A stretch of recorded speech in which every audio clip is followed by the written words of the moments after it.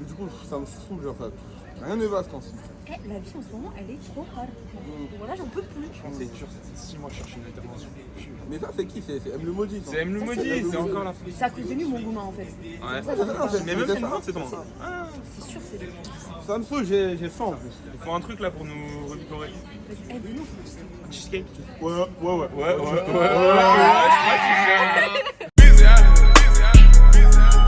Push P. À la base, on voulait juste faire un cheesecake. De la cream cheese et des biscuits, rien de plus simple. Et en cherchant des recettes sur internet, on s'est rendu compte qu'il y avait des versions au fromage blanc, des versions au skyr, des versions à la protéine, et dans tout ça, la version classique était noyée. Et très rapidement, un truc saute aux yeux, la version protéinée, elle est partout dans les rayons, partout dans nos vies, elle est mieux placée et elle est plus chère. Dans ça, pour un Babybel protéiné, il y a 5,7 g de protéines dans un seul Babybel. Dans le Babybel classique, pour un Babybel, il y a 4,8 g de protéines. Donc il y a à peine 1 g de protéines de plus dans celui-là. Et vous le payez plus cher en sachant que dans celui-là, il y en a beaucoup plus. Ça, c'est 2,30 €. Et celui-là, c'est 2,64 €.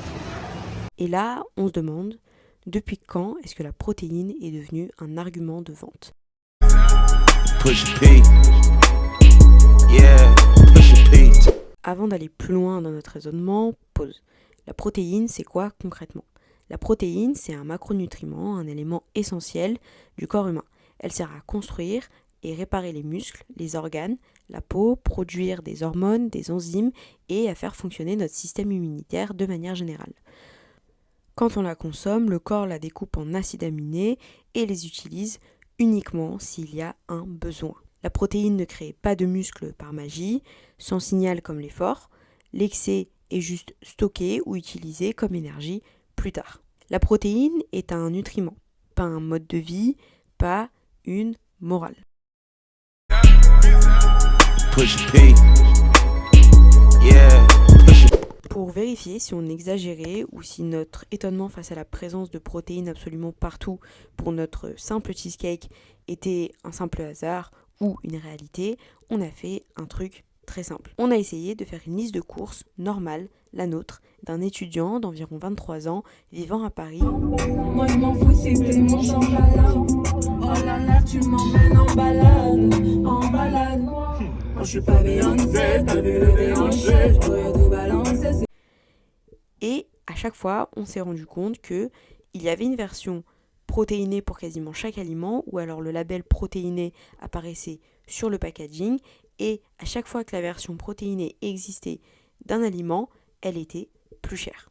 Et du coup, le dolo partout. Voilà, dolo partout. Au bout d'un moment, faut y aller, et dolo. La question là n'était même plus est-ce que la protéine c'est bon pour la santé, mais est-ce que financièrement c'est faisable? Parce qu'à force, en fait, on ne choisit plus la protéine, elle s'impose. Push P. Yeah. Pourtant, la protéine n'a pas toujours été partout. Avant, elle appartenait à un seul monde, le sport. Whey, récupération, performance. Et puis, elle s'est transformée. Goût, régime alimentaire spécifique, objectifs spécifiques, lifestyle. Whey, goût suisse. Whey goût fraise. Whey goût chocolat, classique.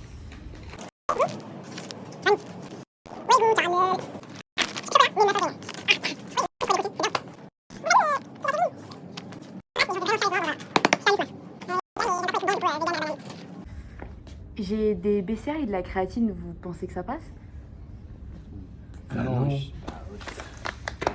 Ce qui était niche est devenu universel, et ça, sur le marché, ce n'est jamais un hasard. Excuse-moi. T'as vu, en ce moment, je suis en prise de masse. Il me fallait quelque chose. Et là, si t'avais quelque chose pour moi, une 50, quelque chose. Ah désolé, mais j'ai du 30 aujourd'hui. T'as que du 30 J'ai aujourd'hui. que du 30.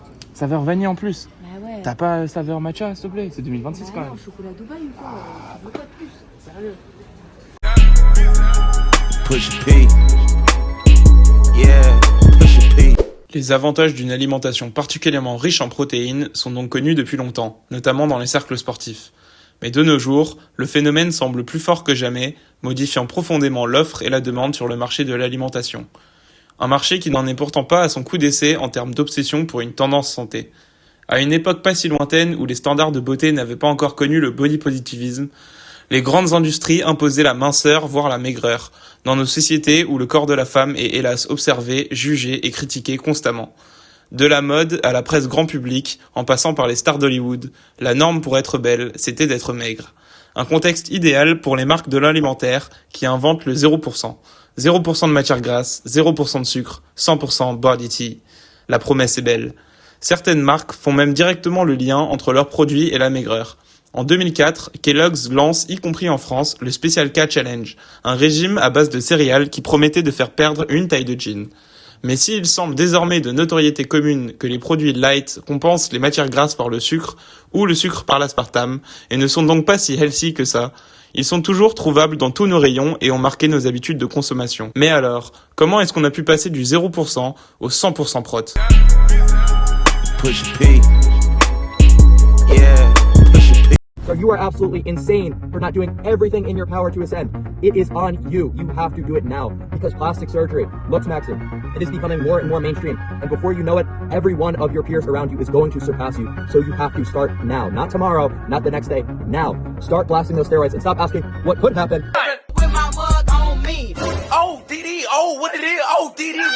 Aujourd'hui, plus que jamais, le corps n'est plus vécu. Il est optimisé, mesuré, classé, monétisé. On n'a pas seulement hérité des standards de beauté, on les a industrialisés. Pour cette génération, l'idéal n'est plus simplement d'être mince. Il faut être musclé, sec, dessiné, performant.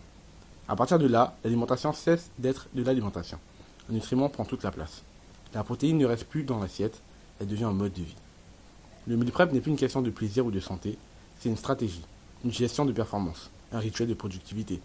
Dans cette logique, plus on souffre, plus on progresse. Plus on consomme de protéines, plus on a de la valeur. I want to be a better man.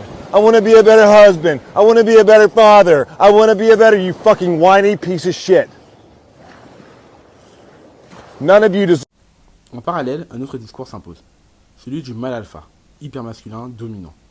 La force devient une idéologie, le muscle devient un argument moral, la masculinité est réduite à la performance, au pouvoir et à la domination. Et si on prend du recul, le contexte est clair. Un monde où le temps est de l'argent, où la crise économique plane en permanence, où être productif n'est plus un choix mais une nécessité, le corps devient une machine. On y met du carburant, on attend du rendement. La protéine s'insère parfaitement dans ce fantasme rapide, efficace, quantifiable. Les marques n'ont pas créé cette obsession, elles l'ont exploitée. Les réseaux sociaux ont imposé des mots-clés. Protéines, hydratation, objectif, évolution, lock-in. Les marques ont suivi, elles ont emballé le désir, elles ont transformé l'angoisse en produit. Et nous voilà enfermés dans un cercle vicieux. Les marques influencent les comportements créent des obsessions, les obsessions deviennent des opportunités économiques. Ce qu'il faut comprendre, c'est que la protéine est un symptôme d'une tumeur déjà bien répandue. La vraie question est, jusqu'où cela ira? Jusqu'où les individus sont prêts à aller pour atteindre des standards de beauté en perpétuelle évolution, poussés par la société, amplifiés par les réseaux sociaux et nourris par des idéologies toxiques. What drugs do you take in a day? I'm taking testosterone every single day. I take minoxidil for my hair. I take dutasteride for my hair. I take 7.5 milligrams of Accutane a day. I use crystal meth as a stimulant and Tolina. It's much more mild than Adderall actually, and I'm pretty much using meth for hollow cheeks. What? Child. Anyway, so. Push P. Yeah, push P. Il faut donc prendre cet engouement soudain pour les produits renforcés en protéines pour ce qu'il est. Une tentative de l'industrie alimentaire de surfer sur un phénomène social aux causes multiples, mais qui tient plus de l'opportunité business que du bon plan santé. Pour une personne lambda, les apports en protéines nécessaires sont raisonnables, et une surconsommation de protéines peut avoir des effets délétères sur les reins, le foie et les intestins. Donc à moins d'être un ou une sportive de haut niveau, nul besoin de s'empiffrer avec trop de yaourt et de jus protéinés. En plus, sérieusement, vous avez vu leur prix? Non, la France de Macron, vraiment.